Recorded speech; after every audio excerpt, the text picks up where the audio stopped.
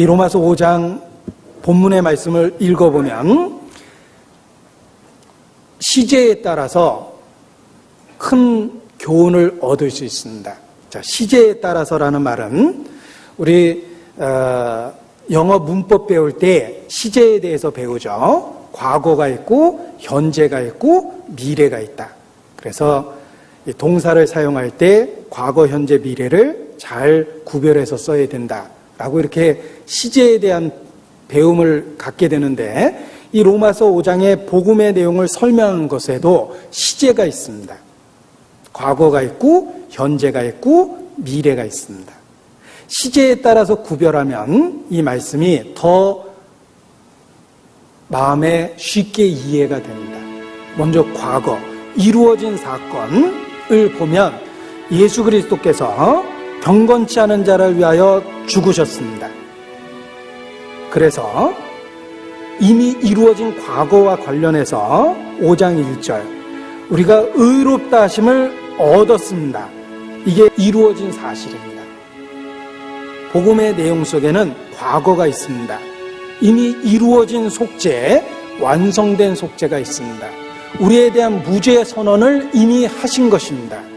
그래서 부활하신 예수께서 제자들에게 처음으로 나타나셨을 때 첫 번째 한 말이 무엇입니까? 객관식으로 여쭤보겠습니다. 1. Hello everyone. 2. 밥 먹었냐? 3. 너희에게 평강이 있을지어다. 몇 번입니까? 너희에게 평강이 있을지어다. 부활하신 예수께서 제자들에게 첫 번째 나타나셨을 때 하신 말씀입니다. 너희에게 평강이 있을지어다 하고 손과 옆구리를 보이셨죠. 여러분, 평범한 인사말이 아닙니다. 왜냐하면 구약 성경에 악인에게는 평강이 없느니라 라고 선언되어 있습니다. 죄인에게 평강이 없습니다. 죄인은 영적 사형수입니다. 영적 사형수에게 무슨 평강이 있겠습니까? 그런데 부활하신 예수님은 우리에 대한 평강을 선포했습니다. 너에게 평강이 있을지어다. 평강, 화평, 평화 다 똑같은 말입니다. 영어로 어떻게 번역하시겠습니까? Peace, 평강이 있다라는 뜻이에요. 평화라는 뜻입니다. 예수께서 죽고 부활하셔서 하나님과 우리 사이에 화평, 평화를 선포한 겁니다. 그래서 5장 1절에 우리 주 예수 그리스도로 말미암아 하나님으로 더불어 화평을 누리자 그랬죠. 하나님과 우리 사이에 평화가 선포된 것입니다. 우리에 대한 영적 수배가 해제되었습니다. 우리는 의인이 되었고 하나님의 아들이 되었습니다. 이제 더 이상 하나님과 불화 상태에 있지 않습니다. 그것이 우리에게 이루어진 과거, 성취된 구원입니다. 우리는 하나님과 화목하고 의롭다함을 받았고 하나님과 평화한 상태에 있게 된 것입니다. 찬송의 가사에 내 맘속에 있는 참된 이 평화는 누구도 앗아갈 수 없네. 주는 내 마음에 구주 되시었네. 오 주 없이 살 수 없네. 내 마음속에 있는 참된 이 평화는, 이렇게 찬양을 하는데 정말 마음에 공감하면서 부를 수 있습니다. 하나님과 우리 사이에 평화가 이루어졌기 때문에 그렇습니다. 예수 그리스도께서 이루셨습니다. 하나님과의 화평을 이루셨습니다. 화목된 자죠. 의롭다함을 받은 자입니다. 하나님과 우리 사이에 평화가 이루어졌습니다. 내가 육신을 갖고 이 땅에서 피곤하고 힘들고 고통스럽죠? 그러나 살만합니다. 왜? 우리가 있는 이 위치가 지성소거든요. 주님과의 친밀함을 누리고 있고 내가 받는 고통은 주님이 주시는 친밀함을 누릴 기회를 만들어줍니다. 그 권리를 마음껏 누리셔야 돼요. 예수 그리스도로 말미암아 우리가 그와 같은 친밀함을 누리고 살 수 있게 만들어준 겁니다.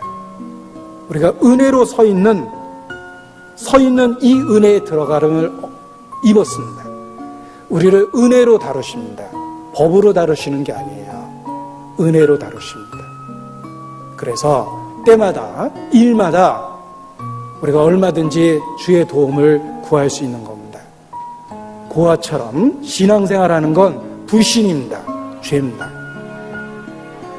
부모의 사랑을 받고 있는 아이가 고아처럼 쓸쓸해하고 외로워하고 우울해하면 부모를 슬프게 합니다. 부모에 대한 모독이에요. 여러분, 그 자녀에게 뭐라고 얘기하고 싶습니까?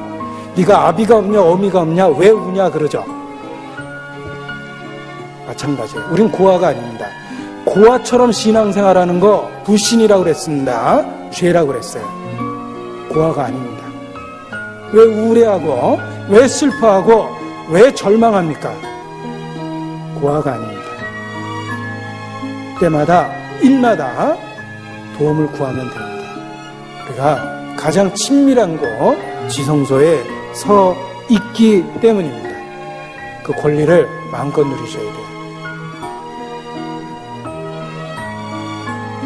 그리고 이러한 놀라운 권리는 우리의 환난조차도 능히 견딜 수 있는 마음을 줍니다. 그래서 3절에 우리가 환난 중에도 즐거워한다 그랬죠. 환난 자체가 즐거운 게 아닌다. 환난 때문에 받게 되는 주의 은혜, 주님의 친밀함을 느낄 수 있는 기회가 있기 때문에 그래서 기뻐하는 거예요. 우리가 누리고 있는 이 특권은 환난 자체도 기쁘게 할 만큼 놀라운 특권 속에 있는 거라는 거 아셔야 됩니다. 그리고 우리의 구원과 관련해서 미래가 또 있습니다. 이 미래는 5장 2절에 보면 하나님의 영광을 바라고 즐거워한다 그랬죠. 하나님의 영광을 바라고 즐거워하는 것. 우리에게 약속하신 준비된 다가올 세계가 있습니다. 그 하나님이 예비하신 영광을 바라보면 우리가 그 미래를 보고 또한 기뻐할 수 있습니다. 지금은 환난 중에 있다 하더라도 그 예비된 영광을 보면 말할 수 없는 기쁨을 느낍니다. 좀 유치한 얘기지만 좋은 그 잔치집에 초대되었다라고 가정을 해보죠. 그러면 오늘 초대된 날입니다. 그 바로 전에 하는 식사는 굶어도 흐뭇합니다. 이따 잘 먹으려고. 그리고 또 자녀하고 함께 가게 됐다면 아유 조금만 먹어 이놈아, 가서 맛있는 거 먹어야지 라고 얘기하겠죠. 자, 보십시오.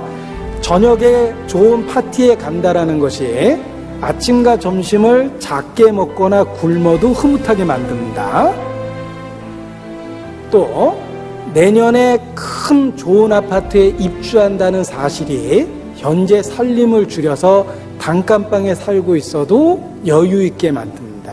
하물며 하나님이 예비한 영원한 세계의 영광을 우리가 미래 바라보고 있는데 육신 7, 80년 견딜만 합니다. 내가 살아서 어떤 일을 경험하든 인생 견딜만 합니다. 왜? 영원한 예비된 영광스러운 것을 보니까 현재가 견딜만 한 거예요. 그래서 약속을 바라고 즐거워할 수 있고 장차올 영광을 바라고 기뻐할 수 있는 것입니다. 이것이 크리스찬이에요. 복음이 우리에게 허락한 겁니다. 복음에는 시제가 있다고 그랬죠? 과거, 이루신 사실이 있고 현재, 우리가 그로 인해서 누릴 수 있는 축복이 있고 미래, 약속된 미래가 있습니다. 그래서 그리스도인 말할 수 없는 축복을 받은 것입니다.